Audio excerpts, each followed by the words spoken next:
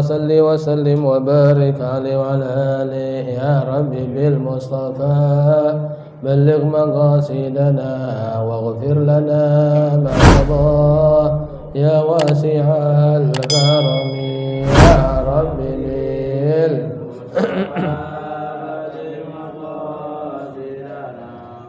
اغفر لنا ما مضى محمد سيد الكونين والثقلين والفريقين من عرب ومن عجم يا ربي بالمصطفى بلغ مقاصدنا واغفر يا واسع الكرم مولاي صل وسلم دائما أبدا على حبيبك خير الخلق كلهم يا رب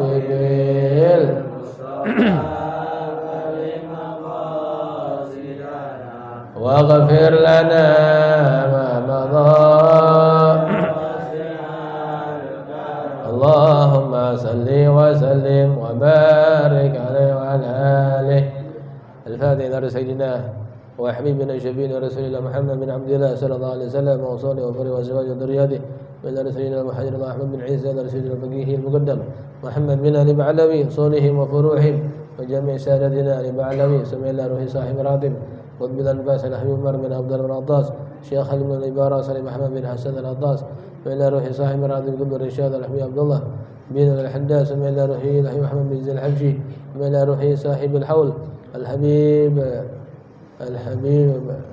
عمر العطاس ثم إلى روحي الحبيب أحمد بن طالب العطاس ثم إلى روحي سيد مشايخنا الحسن الحبيب سالم بن عبد الله بن مرشاد وإخوانهما ثم إلى روحي الحبيب علي بن عبد الله الحبشي قويتان والحبيب محمد بن الحبشي الحبيب عبد الرحمن بن محمد بن علي الحبشي ثم إلى روحي سيد الوالد الحبيب عبد الرحمن بن أبي سقاب ثم إلى روحي الحبيب علي بن عبد الله سقاب ثم إلى روحي الحبيب أحمد بن طالب العطاس ثم إلى روحي مشايخنا وولسوا بجاوة ثم إلى أرواح والدينا ووالديكم وأمدنا وأمدكم وأمد المسلمين أن الله تغشاهم برحمة وغفرة ثم إلى روحي المرحوم الأساس هذا المصلى صولهم وفروعهم أن الله يغفر لهم ويرحمهم ويعلي درجاتهم في الجنة ينفعنا بأسرارهم وأنوارهم وعلومهم ونفحاتهم في الدين والدنيا والآخرة على هذه النية على ما نوينا ما نصر ربنا صالح ما صاحب راتب أن الله يدخل نيتنا في نياتهم وعملنا في أعمالهم وأخلاقنا في أخلاقهم على هذه النية إلى حضرة النبي محمد صلى الله عليه وسلم كرام الفاتحة. أعوذ بالله من الشيطان الرجيم. بسم الله الرحمن الرحيم الحمد لله رب العالمين الرحمن الرحيم مالك يوم الدين إياك نعبد وإياك نستعين اهدنا الصراط المستقيم صراط الذين أنعمت عليهم غير المغضوب عليهم ولا الضالين آمين. رب اغفر لنا ولوالدينا آمين. Bismillahirrahmanirrahim. Assalamualaikum warahmatullahi wabarakatuh. Alhamdulillah wassalatu wassalamu ala rasulillah sayyidina Muhammad bin Abdillah wa ala alihi wa sahbihi wa man walah wa la hawla wa la quwata illa billah amma ba'd. Kali ini ya tidak lagi baca ratib karena akan kita lanjutkan daripada peristiwa Mi'raj baginda Rasulullah SAW sekaligus menjelaskan daripada keutamaan malam nisfu Sya'ban untuk esok hari persiapan agar kita esok hari benar-benar menyambutnya dengan persiapan amal-amal soleh yang mudah-mudahan diterima oleh Allah Subhanahu wa Ta'ala. Bismillahirrahmanirrahim. Perjalanan Mi'raj baginda Rasulullah SAW Allah abadikan dalam Al-Quran daripada surah An-Najm ayat 13 sampai 18. Allah berfirman, A'udzubillahi minasyaitonirrajim, wa laqad ra'ahu nazzalatan ukhra 'inda sidratil muntaha indaha jannatul ma'wa. Jadi kalimat sidratil muntaha yang menjadi daripada perjalanan Mi'raj baginda Rasul sallallahu alaihi wasallam diabadikan di dalam Al-Qur'an. perjalanan Mi'raj yang dilakukan oleh baginda Rasulullah SAW dari Masjidil Aqsa ke Sidratil Muntaha. Ya. Nah, kenapa dinamakan Mi'raj? Karena mengambil dari nama alat dari surga yang dijadikan sebagai alat untuk membawa Nabi Muhammad SAW sampai kepada tempat yang tidak bisa dimasuki kecuali oleh baginda Rasul sallallahu alaihi wasallam. Dalam perjalanan Isra minggu lalu bahwa beliau melakukannya 1 kali Isra, hanya minal Masjidil Haram ilal Masjidil Aqsa. Sedangkan Mi'raj itu beliau melakukan sampai 10 kali Mi'raj. 10 kali Mi'raj. Ini lagi-lagi ditekankan bahwa beliau melakukan perjalanan mulia tersebut dengan roh dan jasadnya secara nyata, bukan karena mimpi apalagi mengkhayal. Jadi benar-benar nyata, roh dan jasadnya ngikut terbang melakukan perjalanan Isra dan Mi'raj. Mi'raj yang pertama, beliau memasuki daripada langit dunia yang dikatakan langit pertama. Karena langit dan bumi memiliki 7 lapis, sebagaimana yang Allah jelaskan dalam Al-Quran, khalaqallahu sab'a samawat wal ard, bahwa Allah telah menciptakan 7 lapis daripada langit dan juga 7 lapis daripada bumi. Setiap langit sama seperti tempat-tempat biasa yang ada penghuninya, penjaganya, pintunya, dan juga yang lainnya. Sehingga setiap Rasulullah SAW memasuki langit-langit tersebut selalu meminta izin terlebih dahulu kepada penghuni setiap langit. Jarak antara langit pertama ke langit yang berikutnya itu kurang lebih 500 tahun jaraknya. Bayangin, 500 tahun jarak dari langit ke langit yang berikutnya. Jadi langkah pertama, beliau meninggalkan Sidratil Muntaha menuju ke langit yang pertama atau langit dunia. Di langit dunialah Allah Subhanahu wa taala menurunkan Al-Qur'an sekaligus sebanyak 30 juz. Nah, inilah yang Allah kisahkan dalam Al-Qur'an, inna anzalnahu fi lailatul qadri, bahwa kami telah menurunkan Al-Qur'an pada malam Lailatul Qadar. Turunnya Al-Quran di malam Lailatul Qadar itu turun secara ijmali, secara global, secara 30 juz secara utuh sepenuhnya. Dari langit dunia menuju kepada Rasulullah SAW, turunnya itu tahapan demi tahapan, menyesuaikan daripada peristiwa demi peristiwa, ayat demi ayat. Inilah daripada proses turunnya Al-Quran dari Allah ke langit dunia, dari langit dunia kepada Rasulullah SAW melalui daripada malaikat Jibril alaihissalam.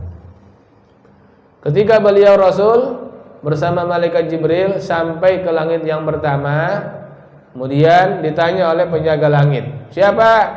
Jibril. Dengan siapa? Muhammad. Sudah diutus? Sudah, silakan masuk.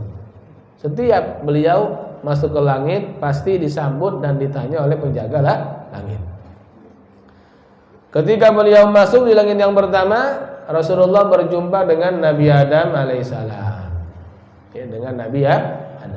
Dalam satu riwayat, ketika Rasul berjumpa dengan Nabi Adam di langit pertama, Rasul melihat sekitar Nabi Adam kanan dan kirinya terdapat arwah-arwah dari anak dan keturunannya, miliaran keturunan dari mulai penciptaan manusia sampai hari kiamat. Sehingga Nabi Adam setiap menoleh ke kanan, beliau senyum dan bahagia. Namun setiap menoleh ke kiri, beliau sedih dan menangis. Kemudian ditanya kepada malaikat Jibril, wahai Jibril, apa yang terjadi pada Nabi Adam? Kata Jibril bahwa Nabi Adam melihat sebelah kanannya daripada anak dan keturunannya sampai hari kiamat sebagai penghuni surga. maka beliau tersenyum dan bahagia. Sedangkan keturunan sebelah kirinya adalah penghuni neraka, sehingga beliau sedih dan menangis. Ya, mudah-mudahan kita tergolong daripada ashabul yamin, golongan daripada kelompok yang kanan yang masuk ke dalam surganya Allah Subhanahu wa taala. Sebagaimana yang Allah kisahkan dalam Al-Qur'an, wa ashabul yamin ma ashabul yamin fi sidrin makhdud wa talhim mamdud wa zillim mamdud wa ma'in maskub wa fakihatin katsira la maqtu'atin wa la mamnu'ah, dalam surah Al-Waqi'ah. Juga daripada ashabus shimal, kelompok sebelah kiri sebagai penghuni neraka, wa ashabus shimali ma ashabus shimal fi samumim wa hamim wa zillim min yahmum la baridin wa la karim innahum kanu qabla dzalika mutrafin. Terus daripada sifat-sifat penghuni neraka jahanam. Nauzubillahi min dzalik. Baik, singkatnya lanjut ke langit yang kedua. Seperti biasa ditanya oleh penjaga langitnya, siapa? Jibril. Bersama siapa? Muhammad. Sudah diutus? Sudah, silakan masuk. Beliau berjumpa dengan kedua dengan Nabi Isa dan Nabi Yahya alaihissalam. Ingat ini ya. Langit pertama Nabi Adam. Langit kedua Nabi Isa dan Nabi Yahya. Kemudian lanjut ke langit yang ketiga, berjumpa dengan Nabi Idris alaihissalam. Satu riwayat adalah Nabi Yusuf alaihissalam di langit yang ketiga. Nabi kita Muhammad SAW ketika berjumpa dengan Nabi Yusuf memiliki ketampanan wajah yang luar biasa. Ya, melihat wajah Nabi Yusuf. Tapi dalam beberapa riwayat yang sahih bahwa tatkala Allah Subhanahu wa taala menciptakan keindahan untuk makhluknya. Jadi Allah itu maha indah, menciptakan keindahan buat makhluknya. Ya, jadi keindahan itu adalah ciptaan Allah. Allah menciptakan keindahan itu dibagi 3 keindahan.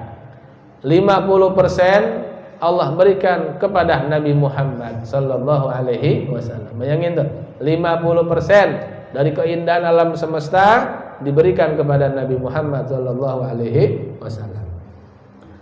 Kemudian 25%-nya diberikan kepada Nabi Yusuf alaihissalam. Padahal kita kenal ya, dari kecil sampai sekarang Nabi yang paling ganteng siapa? Nabi Yusuf. Padahal gantengnya Nabi Yusuf itu setengah daripada gantengnya Nabi Muhammad sallallahu alaihi wasallam. Nabi Muhammad 50% keindahannya, Nabi Yusuf hanya 25%. Nah, sisanya yang 25% dibagi-bagi kepada seluruh makhluk alam semesta. Sehingga kita banyak menyaksikan, melihat langsung fenomena alam daripada keindahan langit yang penuh dengan bintang-bintang, tata surya, planet, peredaran matahari dan bulan, belum lagi di daratan daripada gunung-gunung yang sangat indah yang setiap saat terkadang mengeluarkan pancaran cahaya yang berwarna-warni, belum lagi keindahan laut ketika sunset matahari, terbenamnya matahari begitu indahnya, belum lagi di pegunungan saat matahari yang terbit begitu indahnya, begitu juga indah daripada ke hutan-hutan yang lainnya, termasuk daripada keindahan binatang-binatang. Ya, nah, berapa banyak kita menyaksikan binatang-binatang piaraan, ikan aja tuh, ikan, burung yang warnanya luar biasa berbeda-beda, sungguh sangat indah. Makin menarik warnanya, makin mahal harganya. Itulah daripada keindahan yang Allah berikan kepada makhluknya, hanya 25% dibagi untuk seluruh makhluk. Termasuk keindahan daripada manusia. Ya. Manusia juga luar biasa. Ada yang ganteng-ganteng, ada yang cantik-cantik, model orang Turki, Uzbekistan, orang Arab Saudi, orang Palestina dan sebagainya, luar biasa. Ya, kalau kita ke Turki susah nemuin orang jelek, susah banget. Semua ganteng-ganteng, yang laki ganteng, yang cewek cantik, susah. Ya, berarti kan indahnya luar biasa Allah ciptakan buat manusia. Nah, ini lagi-lagi. Jadi yang paling sempurna keindahannya adalah Nabi kita Muhammad sallallahu alaihi wasallam. Nah, jadi Rasulullah berjumpa di langit ketiga dengan Nabi Yusuf alaihissalam. Kemudian langit yang keempat berjumpa dengan Nabi Idris alaihissalam. Nabi Idris alaihissalam yang dikatakan juga dalam beberapa riwayat yang sahihah bahwa Nabi dan Rasul yang masih hidup sampai nanti datangnya hari kiamat adalah dua Nabi, Nabi Isa dan Nabi Idris. Nabi Isa Allah tugaskan di daratan bumi, Nabi Idris di lautan bumi. Ya, ini dalam beberapa riwayat yang sahihah mereka masih hidup sampai datangnya hari kiamat, gitu ya. Baik. Kemudian lanjut ke langit yang kelima, berjumpa dengan Nabi Harun alaihissalam, saudara kandung daripada Nabi Musa bin Imran alaihi wassalam. Nabi Harun sosok Nabi yang memiliki kefasihan dalam berbahasa, dalam berbicara, sehingga siapapun orang yang berbicara dengan Nabi Harun itu sangat tersentuh dalam hatinya, sehingga mudah bahasanya untuk dipahami. Atas permintaan dan doa Nabi Musa, beliau berharap agar saudaranya pun yang bernama Harun dijadikan seorang nabi dan rasul yang menemani dirinya dalam berdakwah, mengajak Fir'aun dan bala tentaranya untuk menyembah Allah Subhanahu wa taala. Nah, itu berjumpa di langit yang kelima. Kemudian lanjut ke langit yang keenam, beliau Rasulullah berjumpa dengan Nabi Musa alaihi salam. Ya, Nabi Musa. Banyak daripada riwayat Nabi Musa tentang sejarah beliau, dan paling terbanyak kisah di Al-Quran tentang Nabi adalah Nabi Musa alaihissalam. Nah, kita nggak cukup ceritakan di sini, ya sekedar aja bahwa ketika Nabi Musa berjumpa dengan Rasulullah di langit yang ke-6, ya banyak hal-hal yang membuat kita terdidik untuk kita bersyukur atas nikmat yang Allah berikan. Allah jadikan kita sebagai umatnya Nabi Muhammad sallallahu alaihi wasallam.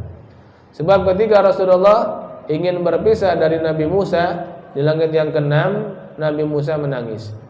Kata Rasul, "Ma yubkika ya Musa?" Wahai Musa, kenapa engkau menangis? Kata Nabi Musa, "Ya Rasulullah, saya melihat dalam kitab suci yang Allah turunkan kepada saya berupa kitab Taurat, banyak di dalamnya terdapat keutamaan, keistimewaan umatmu ya Rasulullah." Yang itu, umatnya belum ada, tapi keistimewaannya sudah Allah jelaskan dalam kitab-kitab terdahulu. Sehingga Nabi Musa sangat paham banget betapa mulianya umat Nabi Muhammad SAW. Diceritakan di antaranya, ya Rasulullah, umatmu umat yang paling belakangan munculnya di dunia. Betul ya? Umat yang paling belakangan munculnya di dunia, tapi di akhirat adalah umat yang pertama kali masuk ke dalam surganya Allah Subhanahu wa taala. Sehingga dikatakan ketika semua penghuni yang neraka-neraka, yang surga-surga, mereka penghuni surga sudah berada di depan surga. Pintu surga belum dibuka oleh Allah sampai umatnya Nabi Muhammad SAW dan juga Rasulullah SAW sudah berada di depan pintu surga. Barulah tuh pintu surga terbuka. Bayangin, munculnya belakangan, masuknya duluan. Sama kayak kita, tahlilan, datang belakangan, pulang duluan. Begitu minta berkat 2 lagi. Nah, baik.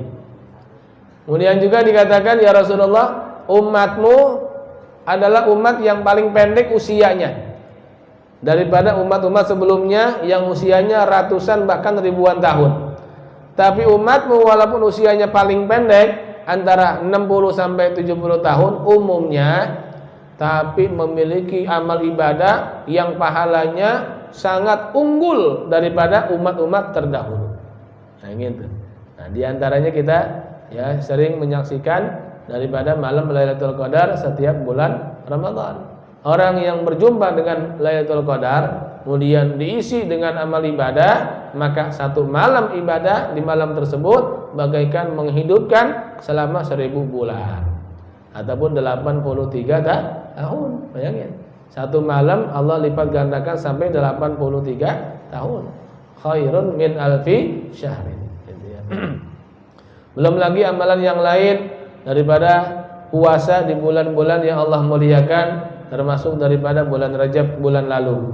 Kata Nabi, barang siapa yang puasa 3 hari berturut-turut daripada Kamis, Jumat, Sabtu, maka baginya ditulis ibadah selama 900 tahun perharinya. 900 tahun perharinya. Kalau 3 hari berarti berapa tuh? 2700 tahun. Bayangin. Ini diantara amalan umat Nabi yang usianya pendek, tapi pahalanya mengungguli daripada umat-umat terdahulu. Allahumma shalli wa sallim wa barik alaihi. Sehingga hal tersebut Allah abadikan juga dalam Al-Quran surah Ali Imran. Kuntum khaira ummatin ukhrijat linnas ta'muruna bil ma'ruf wa tanhauna 'anil munkar. Gitu ya. Lanjut, singkat ceritanya, ke langit yang ketujuh yang terakhir Rasulullah SAW berjumpa dengan Nabi Ibrahim alaihissalam. Ketika berjumpa dengan Nabi Ibrahim, Nabi melihat Nabi Ibrahim sedang bersandar di sebuah bangunan di belakangnya. Kemudian beliau bertanya kepada malaikat Jibril, "Wahai Jibril, apakah itu bangunan?" Kata Jibril, "Itu adalah sebuah Ka'bah yang pertama kali Allah ciptakan di permukaan bumi." Nah, jadi itulah yang Allah abadikan dalam surah Ali Imran juga. Allah mengatakan, "Inna awwala baitin wudi'a linnas lalladzi bi Bakkata mubarakan wa hudan lil alamin fihi ayatun bayyinat maqamu Ibrahim wa man dakhalahu kana amina." Jadi bangunan yang pertama kali Allah ciptakan di muka bumi adalah Ka'bah. Pertama kali adalah Ka'bah. Dari situlah Allah menghamparkan daripada lapisan bumi, ya, sebelah utaranya, baratnya, selatannya, timurnya dan sebagainya. Itu bermula daripada Ka'bah. Ka'bah Allah ciptakan merupakan bangunan pertama di bumi sampai zamannya Nabi Nuh alaihissalam. Ketika zaman Nabi Nuh, karena umatnya pada kafir, pada durhaka, Allah turunkan bala dan musibah kepada umat yang durhaka kepada Nabi Nuh. Di antara musibah yang Allah berikan, Allah tenggelamkan semua daripada kehidupan dunia mereka, sampai gunung pun tenggelam. Ya. Nah, sehingga itu Ka'bah sebelum terjadinya banjir sudah diangkat oleh malaikat Jibril atas perintah Allah Subhanahu wa taala sampailah ke langit yang ketujuh yang dihuni oleh Nabi Ibrahim alaihissalam. Kemudian tidak ada Ka'bah tuh di dunia. Sampailah zaman ke Nabi Ibrahim alaihissalam, Allah perintahkan untuk membangun Ka'bah lagi bersama putra beliau adalah Nabi Ismail, ya. Singkat ceritanya, Rasul melanjutkan perjalanan Mi'raj yang ke-8. Jadi Mi'raj yang pertama sampai ke-7 adalah lapisan langit pertama sampai lapisan langit ke-7. Kemudian Mi'raj yang ke-8 baru yang namanya Sidratil Muntaha. Sidrah artinya pohon besar. Muntaha yang terakhir, ya, yang terakhir enggak ada lagi pohon setelahnya. Dikisahkan juga bahwa pohon Sidratil Muntaha itu memiliki batang, ya, 1000 tangkai. Tiap pohon punya batang 1000 tangkai. Setiap tangkainya memiliki 1000 daun. Satu daunnya bisa menutupi langit dan bumi. Bayangin, ya. Jadi sungguh luar biasa kekuasaan Allah Subhanahu wa taala, ya. Itu di Mi'raj yang ke-8. Kemudian lanjut ke Mi'raj yang ke-9. Beliau masuki ruangan, di situ terdapat namanya Sarirul Qalam. Apa itu qalam? Pena bahasa kita. Pena alat untuk mencatat segala kegiatan makhluk. Bukan hanya manusia, segala kegiatan makhluk yang ada di alam semesta.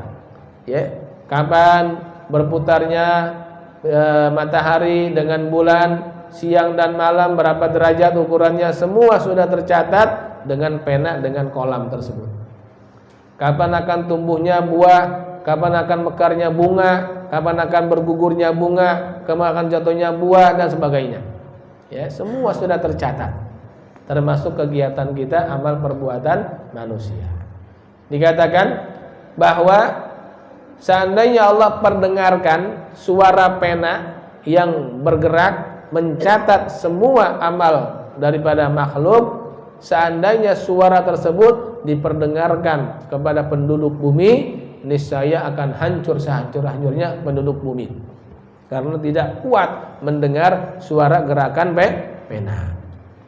Karena pena tersebut merupakan makhluk Allah yang begitu dahsyat, luar biasa besar, tiada bandingnya, maka Allah abadikan dalam surah Al-Qalam pada juz ke-29 setelah surah Tabarak. Nun wal qalami wa ma yasturun ma anta bi ni'mati rabbika bimajnun, ya. Nah itu. Jadi begitu dahsyatnya. Sehingga tinta untuk tulisan yang dicatat oleh pena dikisahkan dalam akhir surah Al-Kahfi. Allah mengatakan, "Qul law kanal bahru midadan li kalimati rabbi lanafidal bahru qabla an tanfada kalimat rabbi walau ji'na bimithlihi madada." Kata Allah, seandainya lautan semua samudra airnya dijadikan sebagai tinta untuk mencatat semua amal kegiatan makhluk, maka enggak akan pernah cukup lautan tersebut dijadikan tinta sebagai catatan semua kegiatan makhluk. Walaupun ditambahin lagi tetap walau kana bimislihi madada, walau ji'na bimislihi madada.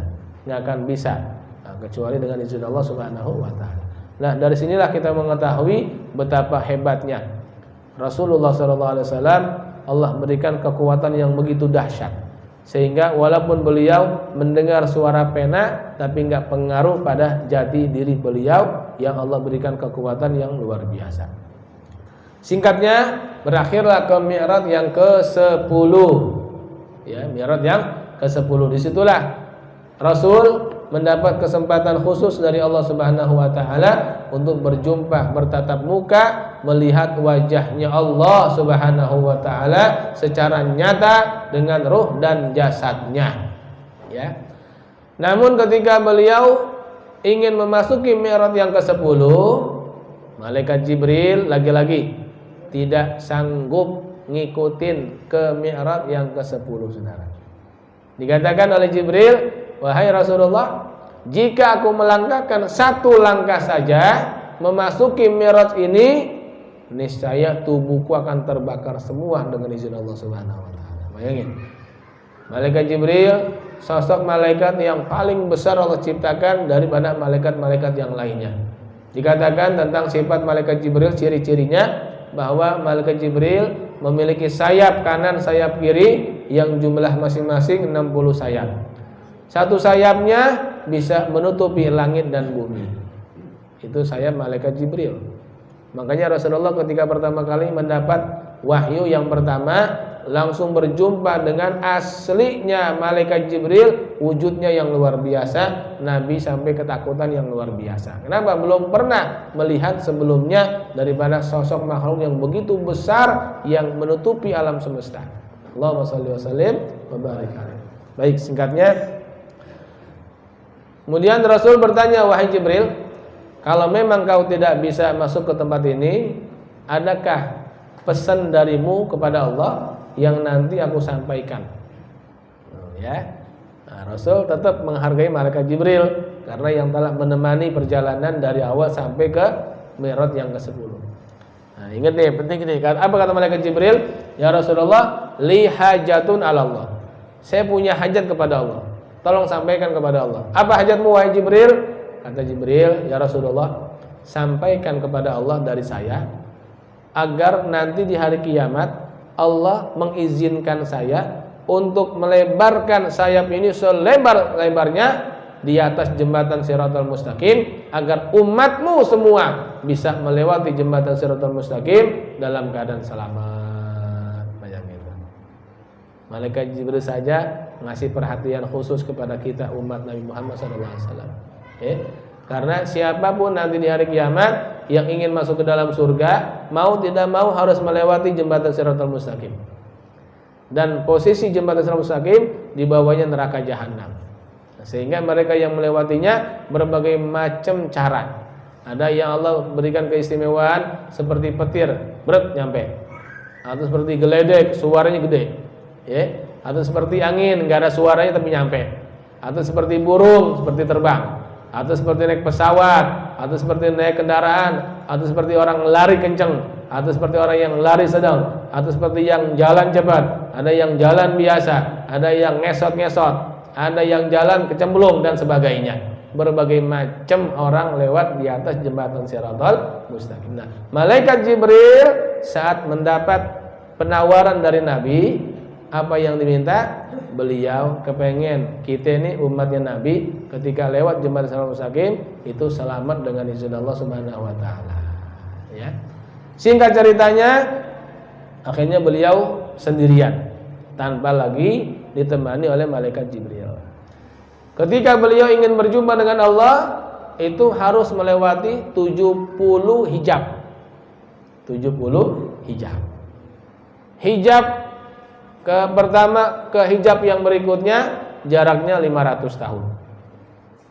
Sampai 70 hijab.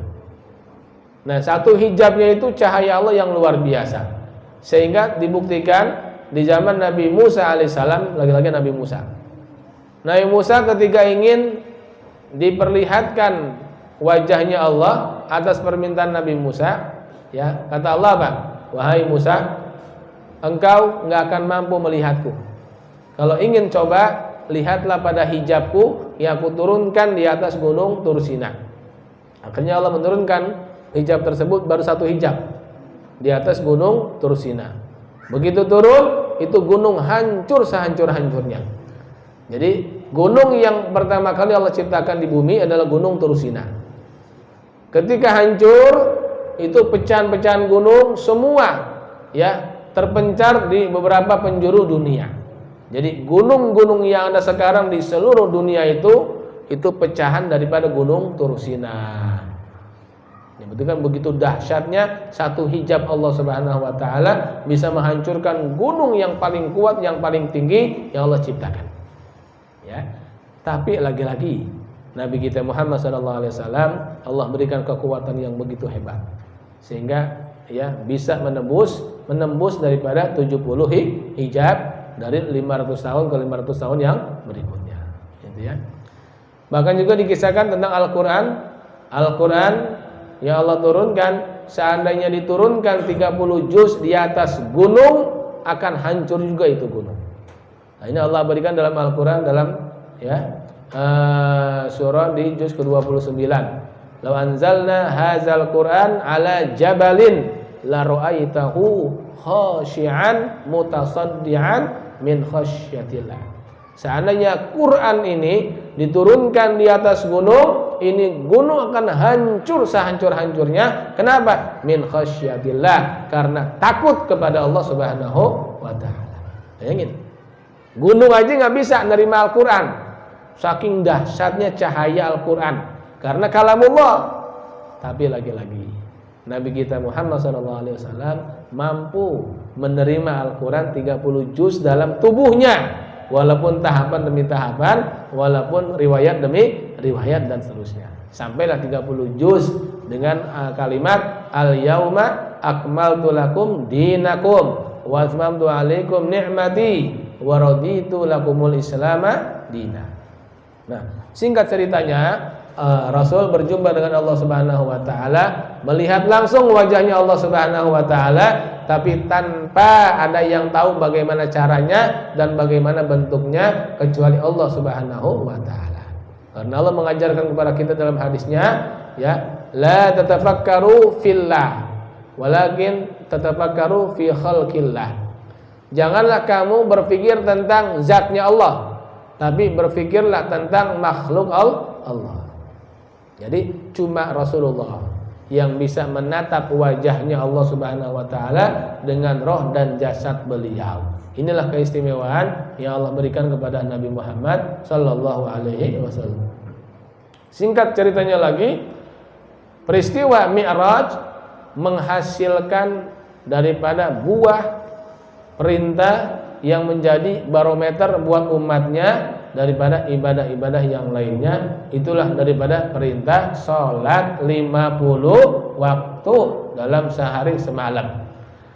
Ketika Rasul menerima perintah sholat 50 waktu karena bentuk perhatiannya Nabi, ya bentuk perhatiannya Nabi, dan juga saran daripada Nabi Musa, akhirnya perintah sholat tersebut Allah kurangin dari 50 menjadi 5 waktu. Namun barang siapa hambanya yang melaksanakan sholat 5 waktu dalam sehari semalam, Allah tulis baginya sholat sebanyak 50 waktu. Jadi kalau kita salat subuh, itu ditulis 10 kali sholat subuh. Sholat johor 10 kali sholat johor, dan seterusnya. Ini berkat permintaan daripada Rasulullah SAW. Itulah singkat-singkat cerita daripada perjalanan Mi'raj baginda Rasul SAW. Sedangkan permintaan malaikat Jibril agar dirinya diizinkan oleh Allah untuk membentangkan sayapnya di atas jembatan Shiratal Mustaqim, itu dikabulkan oleh Allah Subhanahu wa taala, namun dengan catatan bagi umatmu yang mencintaimu. Nah, ini yang menjadi catatan penting. Kalau kita nanti pengen selamat di hari kiamat, selamat melewati jembatan Shiratal Mustaqim, dibawa oleh Sayyid Malaikat Jibril ke surga, maka perbanyaklah membaca sholawat kepada Nabi Muhammad SAW sebagai bentuk ungkapan rasa cinta kita kepada Rasulullah SAW. Ini perbanyak nih di bulan Syaban, yang besok tinggal malam nisfu Syaban, perbanyak kita untuk membaca sholawat kepada Rasul agar kita dikatakan umat yang cinta kepada beliau, sehingga mendapatkan syafaatnya dan selamat daripada melewati jembatan Shiratal Mustaqim. Allahu a'lam bishawab. Baik. Kemudian yang kedua, sedikit persiapan tentang besok malam nisfu Syaban. Ya, sedikit kita minta waktu sampai 7:30. Ya. Nah, jadi malam nisfu adalah salah satu malam yang dimuliakan oleh Allah Subhanahu wa taala, yang diberikan khusus kepada umat Nabi Muhammad sallallahu alaihi wasallam. Jadi 3 bulan itu daripada Rajab, Sya'ban, Ramadan, masing-masing punya kemuliaan dan masing-masing punya satu malam yang istimewa. Rajab Allah muliakan karena ada satu malam yang mulia di bulan Rajab. Kapan itu? Malam 1 Rajab. Malam 1 Rajab. Kemudian Sya'ban Allah muliakan karena terdapat juga malam yang mulia, itu malam nisfu Sya'ban. Ya, jadi Rajab 10 hari pertama mulianya, Sya'ban 10 hari kedua mulianya karena ada malam nisfu Sya'ban. Sedangkan Ramadan paling mulia adalah 10 hari terakhir karena ada malam Lailatul Qadar. Ya, jadi masing-masing punya malam yang sangat mulia. Baik. Kemudian dikatakan dalam hadis yang diriwayatkan oleh Sayyidina Mu'az bin Jabal, sahabat Rasulullah SAW, beliau pernah mendengar ucapan Nabi Muhammad SAW. Dalam hadis beliau mengatakan, "Man ahya al-layaliyal khamsa faqad wajabat lahu syafa'ah." Kata Nabi, barang siapa yang menghidupkan 5 malam, maka wajib baginya mendapat surga. Ya, yang menghidupkan 5 malam wajib baginya mendapat surga. Faqad wajabat lahul jannah. Ya, apa itu 5 malam itu? Yang pertama, Lailatul Tarwiyah, malam Tarwiyah, malam ke-8 bulan Zulhijjah. Yang kedua, Lailatul Arafah, malam Arafah, malam ke-9 bulan Zulhijjah. Kemudian Lailatul Nahri, malam Idul Adha daripada malam 10 Zulhijjah. Kemudian Lailatul Idul Fitri, malam Lebaran Idul Fitri tanggal 1 Syawal. Nah, yang terakhir Lailatul Nisfi min Sya'ban, daripada malam nisfu Sya'ban. Orang yang menghidupkan malam nisfu akan mendapatkan surganya Allah Subhanahu wa taala. Kemudian riwayat daripada Sayyidina Abdullah bin Umar, putra Sayyidina Umar bin Khattab radhiyallahu anhuma, dikatakan, "Khamsu layalin la turaddu fihinna da'wah." Ada 5 malam yang kalau berdoa enggak akan ditolak doanya oleh Allah Subhanahu wa taala. Artinya apa? Diterima dan dikabulkan oleh Allah. 5 malam, lagi-lagi 5 malam. Yang pertama Lailatul Jum'ah, malam Jumat. Itu malam yang mulia yang kalau kita doa dikabulkan oleh Allah. Yang kedua, Lailatul Awal min Rajab, malam pertama daripada bulan Rajab. Yang ketiga ini, Lailatul Nisfi min Sya'ban, malam nisfu Sya'ban. Nah ini, jadi udah malamnya dianjurkan kita untuk menghidupkannya. Yang kedua, dianjurkan berbanyak berdoa, karena disitulah doa akan dikabulkan oleh Allah Subhanahu wa Ta'ala. Nah yang keempat, yang kelima, Lailatul Idain, malam dua lebaran daripada Idul Fitri dan Idul Adha.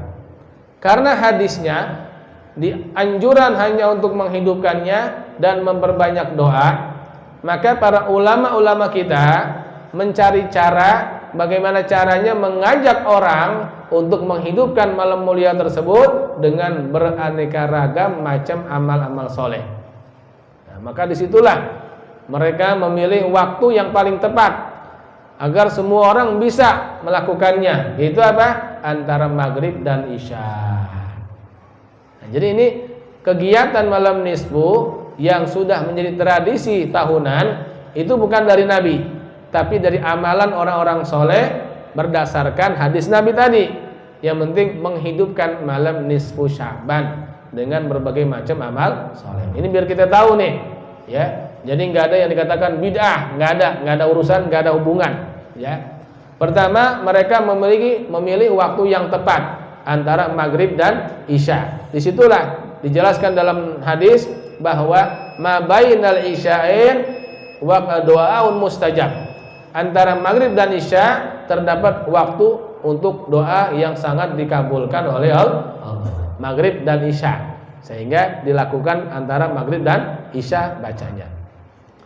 Kemudian apa yang dibaca itu agar semua orang bisa ngikutin. Nah, maka dipilihlah daripada surah Yasin. Ya, surah Yasin dibaca karena hampir semua orang pada hafal Yasin. Walaupun baca Quran nggak bisa, baca Yasin bisa. Kan aneh gitu ya. Baca Quran nggak bisa, baca Yasin bisa karena sudah jadi familiar. Nah, jadi itu diambil, dipilih surah Yasin. Kemudian dibacanya 3 kali. Lagi-lagi berdasarkan hadis Rasulullah SAW bahwa Rasul setiap berdoa, setiap berzikir, setiap istighfar selalu bertiga kali. Astagfirullahnya 3 kali, tasbihnya 3 kali, bahkan 33 kali. Setiap habis sholat 3 kali, ya. Nah seperti itu alasannya. Nah kemudian karena Yasin 3 kali, maka setiap Yasin jangan sampai nggak ada niat apa-apa. Diajarkan cara niat membaca surah Yasin. Nah ini pelajaran buat kita juga. Jadi kita niat baca Yasin itu jangan hanya malam nisfu doang, tapi setiap kita baca Quran niatin untuk segala hajat kita. Nah, jadi lagi-lagi kenapa yang dipilih surah Yasin? Pertama karena sudah familiar. Yang kedua karena berdasarkan hadis Nabi, Yasin qalbul Quran. Yasin itu adalah jantungnya Al-Quran. Seperti kita manusia punya jantung, tanpa jantung manusia nggak bisa hidup. Begitu juga Al-Quran. Orang yang ingin hidup hati dengan Al-Quran, maka perbanyak membaca surah Yasin. Sehingga berapa banyak orang-orang yang soleh, diantara amalan wirid mereka harian itu nggak lepas daripada surah Yasin. Di antaranya Sahibur Ratib Al-Imam Al-Habib Abdullah bin Alawil Haddad, amalan beliau hari-harinya itu nggak pernah lepas baca surah Yasin antara azan dan qomat. Ini amalan beliau. Berarti baca Yasinnya 5 kali, karena 5 kali sholat. Tuh, amalan beliau tuh. Kemudian beliau mengajarkan setiap kita punya hajat apapun yang kepengen cepat dikabulin, maka awalilah baca Yasin sebanyak 40 kali. 40 kali baca Yasin, itu dikabulkan segala hajat dengan izin Allah. Kenapa? Karena berdasarkan hadis Nabi. Kata Nabi, Yasin 5 quri'alahu. Yasin itu dibaca untuk hajat kita. Kalau hajat kita pengen terang hati kita, diterangkan sama Allah. Pengen dimudahkan urusan kita, dimudahkan oleh Allah. Semua bergantung pada niat kita. Ya.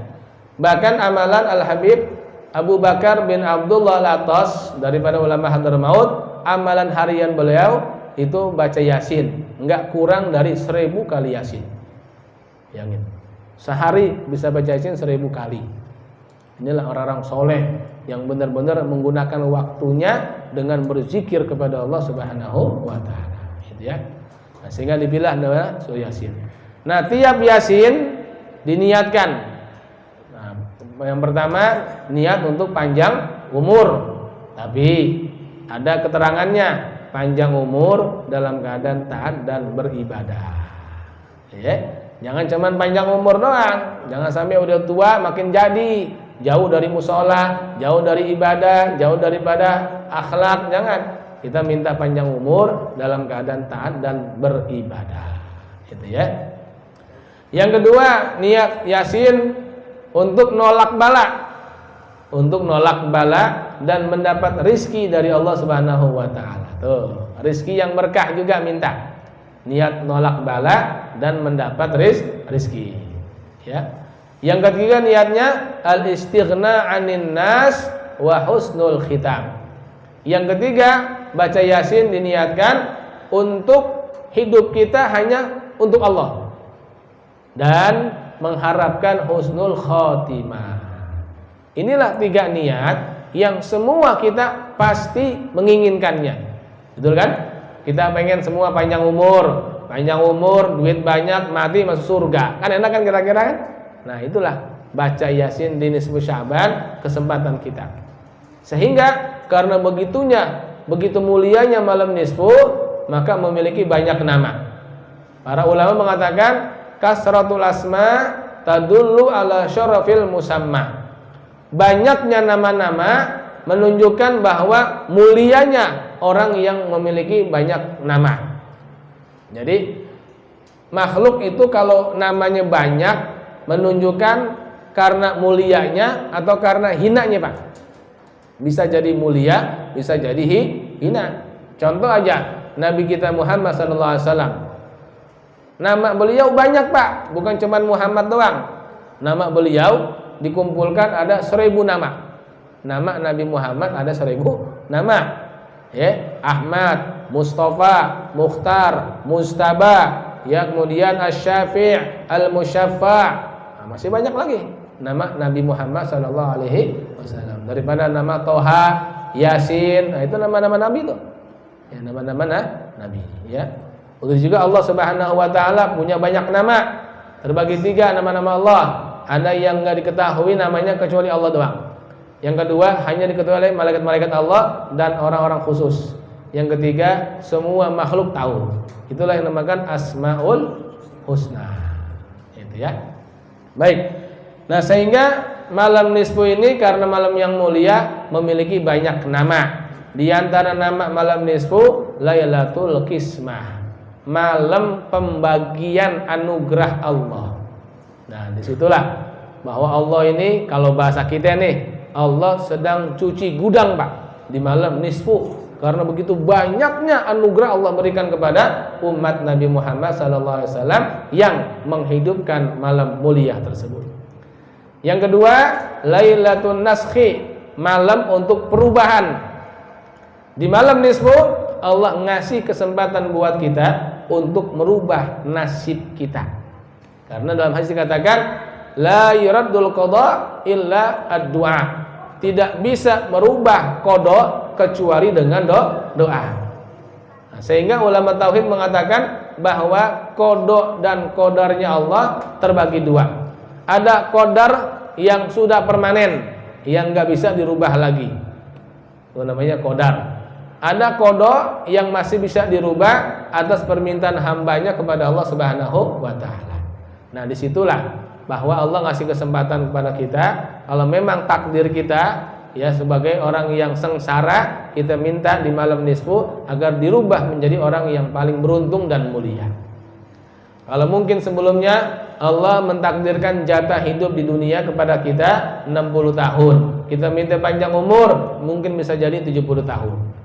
Ya, nah kita Allah memberikan kesempatan buat kita, maka jangan disia-siakan. Nah, yang terakhir, yang terpenting dalam menghidupkan malam nisfu besok adalah jangan sampai kita tergolong orang-orang yang terhalang mendapatkan ampunan Allah. Ini jangan, hati-hati. Jangan sampai kita udah capek-capek baca Yasin 3 kali, bawa air, kemudian kita doa sama-sama, ternyata kita tergolong orang yang terhalang dapat maghfirahnya Allah. Nauzubillah min dzalik. Siapa mereka yang terhalang? Di antaranya 3 orang.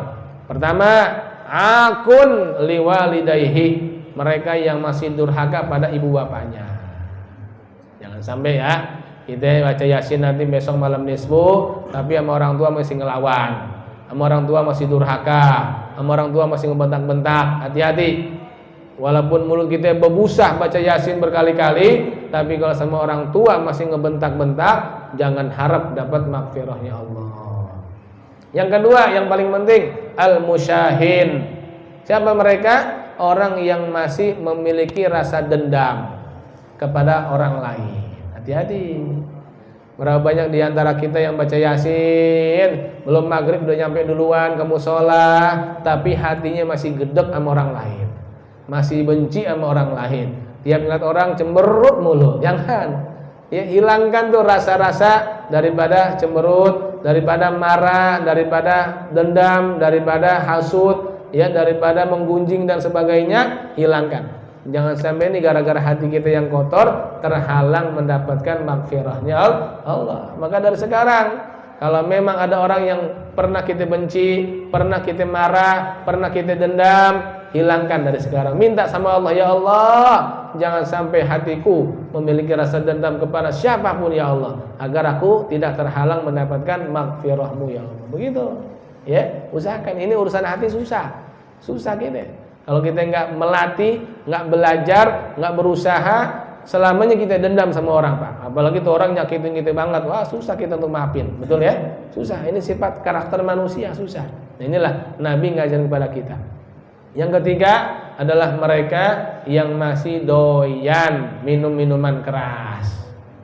Jangan sampai ada orang yang masih senang mabok-mabokan, begitu malam nisfu berhenti dulu baca Yasin. Baca Yasin mabuk lagi. Jangan. Percuma itu ya. Nggak akan pernah diampunkan oleh Allah Subhanahu wa taala. Itulah sedikit sekelumit tentang persiapan kita memasuki malam nisfu Sya'ban. Jangan sampai disia-siakan. Mudah-mudahan kita dipanjangkan umur, diberikan kesehatan, diberikan hidayat untuk bisa menghidupkan malam yang mulia. Allah pertemukan kita dengan bulan Ramadan, pertemukan dengan Lailatul Qadar untuk bisa kita hidupkan dengan ibadah kepada Allah Subhanahu wa taala. Berharap mudah-mudahan diterima oleh Allah Subhanahu wa taala segala hajat kita, dijabah Allah Subhanahu wa taala. Ala hadhihi niyyah wa ila hadratin nabi sirril Fatihah. Bismillahirrahmanirrahim. Alhamdulillahirabbil alamin arrahmanirrahim maliki yaumiddin. Iyyaka na'budu wa iyyaka nasta'in ihdinas siratal mustaqim siratal ladzina an'amta 'alaihim ghairil maghdubi 'alaihim waladdallin. Allahumma shalli wa sallim ala sayyidina habibi wa tabibi qalbi wa jasadi wa ruhi sayyidina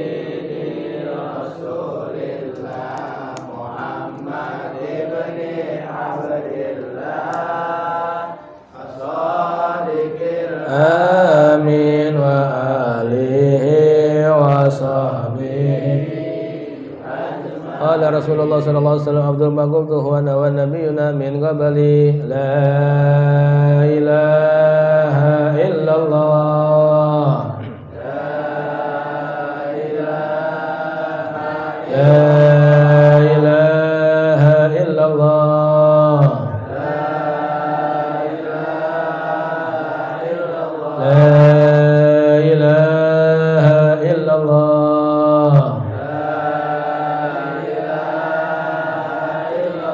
Muhammadur Rasulullah sallallahu kalimatu haqqin alinahya wa alihanamud wa alihanamud insyaallah ta'ala minal aminin. Allahumma shalli wa sallim barik ala sayyidina Muhammad wa ala sayyidina Muhammad. Allahumma barik lana fi Sya'ban balighna Ramadan wa a'inna ala siyamil qiyam bi rahmatika arhamar rahimin. Allahumma rizqna fahman nabiyyin wa hifdzal mursalin wa ilhamal malaikatil muqarrabin. Rabbi zidna ilma wa rizqna fahma. Rabbana atina fid dunya hasanah fil akhirati hasanatan wa qina adzabannar.